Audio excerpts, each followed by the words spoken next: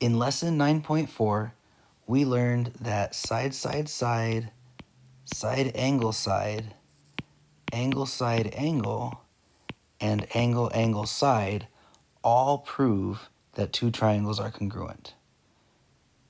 And then we talked about how angle, angle, angle, and side, side, angle don't prove that two triangles are congruent.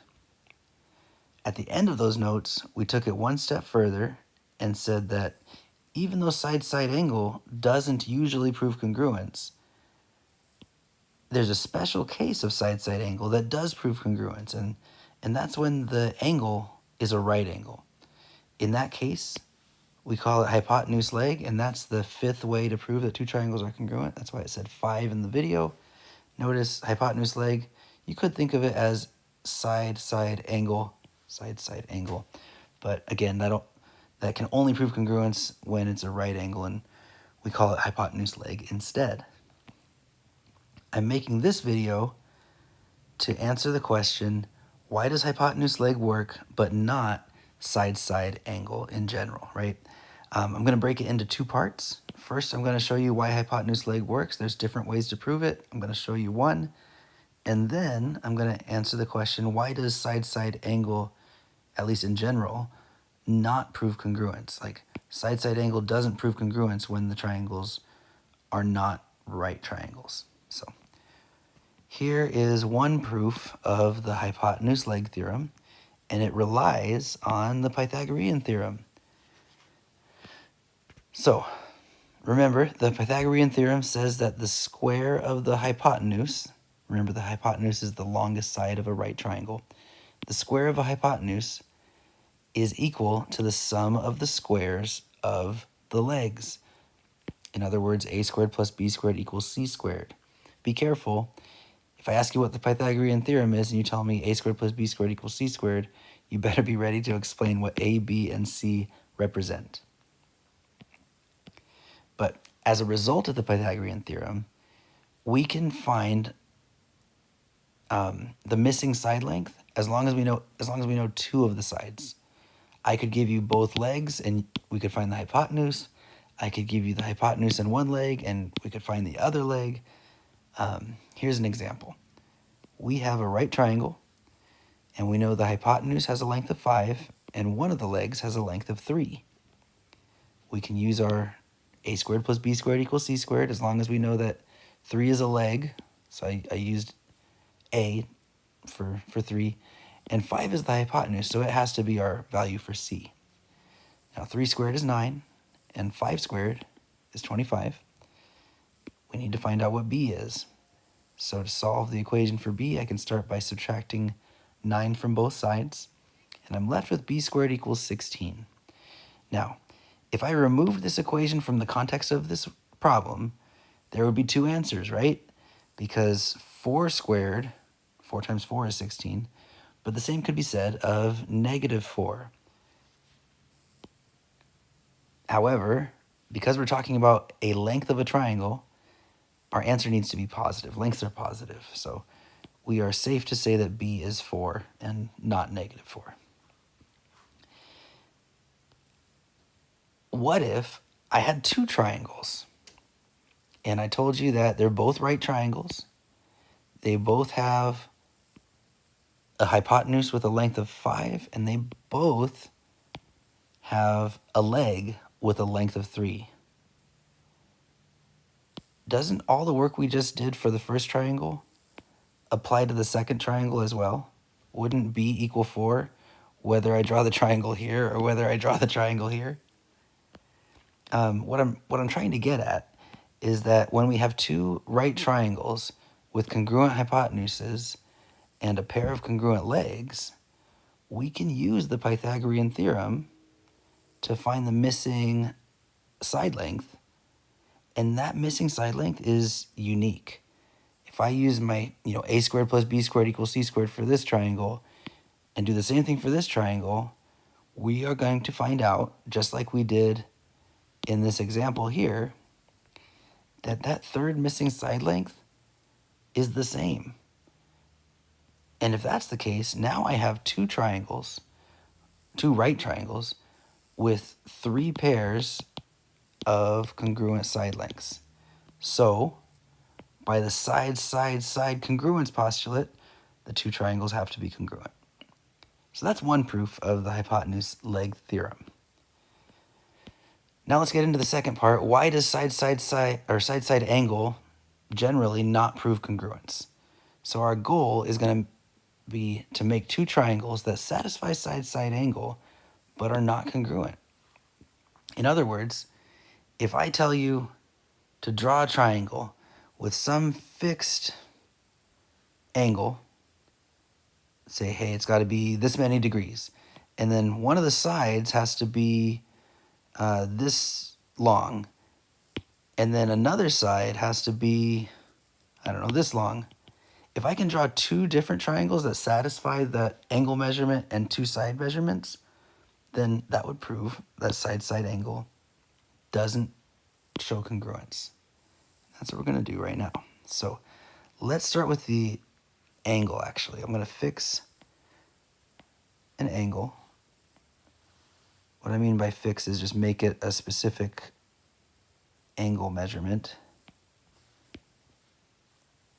And then, oops, make it at the point there. Maybe more like that. All right, close enough.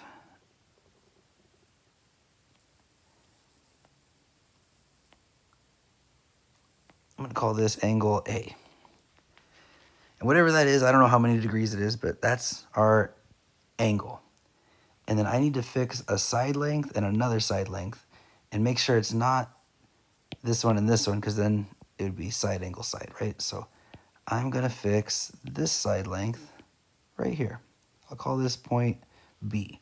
And A and B are 2 of the corners of the triangle that I'm going to draw.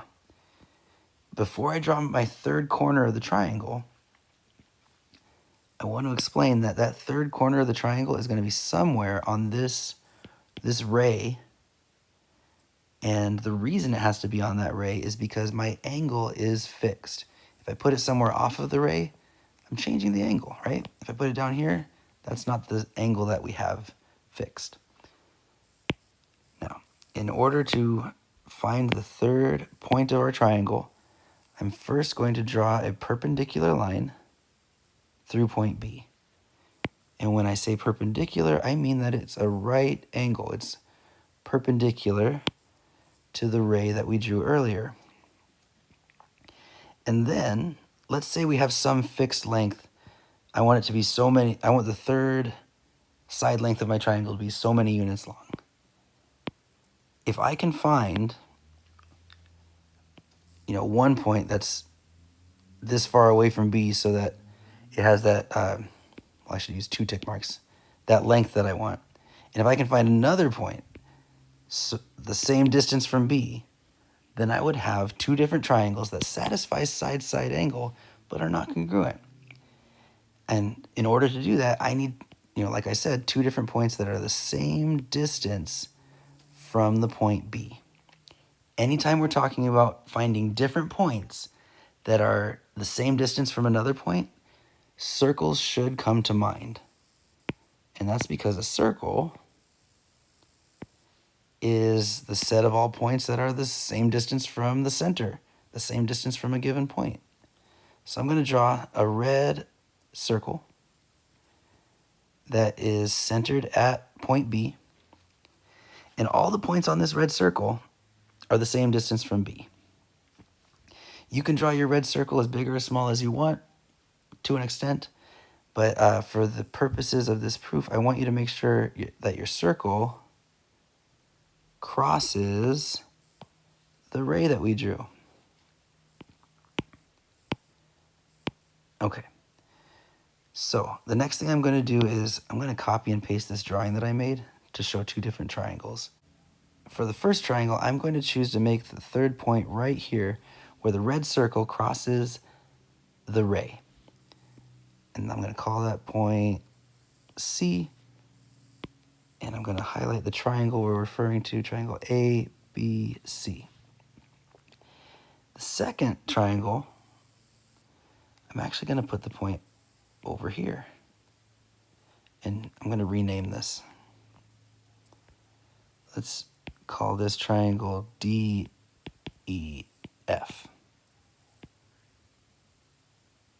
There we go. We can highlight it so you see the triangles that I'm referring to.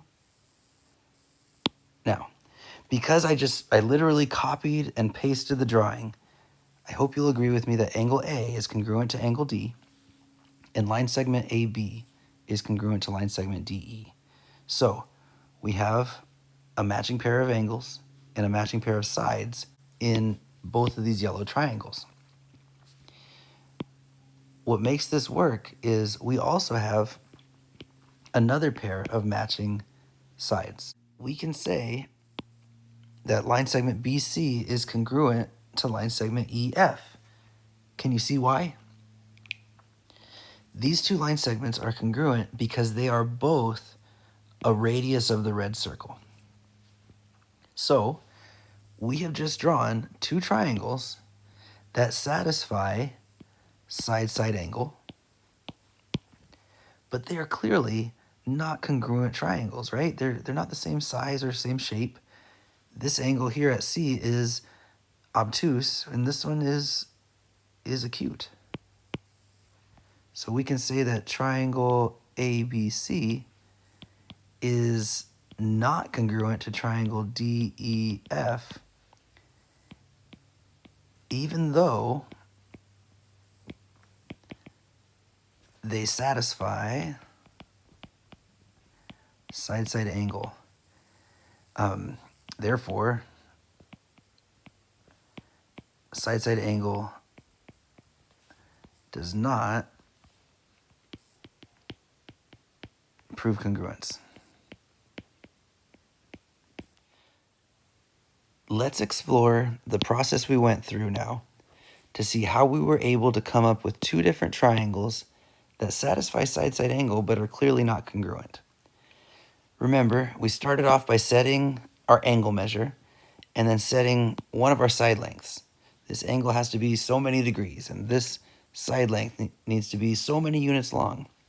And then we ended up drawing this red circle in order to set that second side length. So the problem happened because there are two different triangles we could make with this angle measure and this side length and this side length. So what if we chose a different length for the second side? We keep the angle the same, we keep the first side the same, but maybe we had a different side length for the second side. What would happen then? Well, that would mean we need to change the size of our circle, change the radius of our circle. Maybe we want the radius to be bigger. Well, we would have the same problem. We would have two different triangles that we could draw, and one triangle still has that angle that's obtuse. This one even looks more obtuse than the last one. And then this angle is acute, more acute than the last one. So that didn't work. What if instead we choose a smaller circle? Let's shorten the radius of this red circle, center it at B. If it's too small, well, then we're out of luck because we have our fixed angle that we want, we have our fixed side length that we want, but if we want the second side length to be this many units long and it's too short, then there's no point on our ray that would work. We can't actually make this triangle. We would need to change the angle measure, shorten, make a smaller angle so that we can get the side length that we want, or we need a bigger side length. But what if we have a red circle whose radius is exactly the right amount we need, so that, if this red circle is centered at B still, what if that red circle is just big enough to touch the ray but not cross it? In other words, it only touches the ray 1 point instead of 2. Then there's only one triangle that we can draw, and it happens to be a right triangle.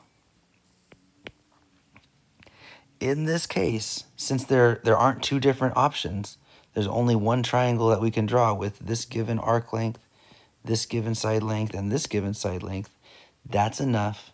If we were to have a second triangle with the same angle measure and two side lengths, that's enough to prove that those are congruent. But did you notice this is now not obtuse or acute? It's a right angle. This is hypotenuse leg. I hope this helps. I'll see you all in the next video.